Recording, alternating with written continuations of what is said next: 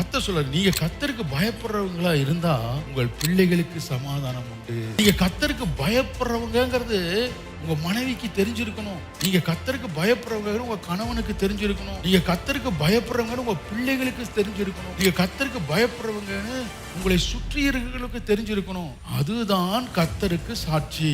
அந்த பயம் அப்படிதான் கர்த்தர் சொல்றாரு. அது தீர்க்காயுசு உள்ளது, கனத்தை கொண்டு வருகிறது, ஐஸ்வர்யத்தை கொண்டு வருகிறது, பலத்தை கொண்டு வருது, சுகத்தை கொண்டு வருது, ஜீவனை கொண்டு வருது. எல்லா நன்மைகளும் கர்த்தருக்கு பயப்படுற பயத்திலிருந்து என்ன செய்யுது வருது. ஏன்னா அவர் தான் சொல்றாரு, நீ இந்த நன்மைகளுக்காக உலகத்தினுடைய எஜமானுக்கு நீ பயப்படுற, ஆனா இதெல்லாம் உனக்கு நான் கொடுக்கிற உன்னுடைய எஜமானன் நானா இருக்கிறேன்.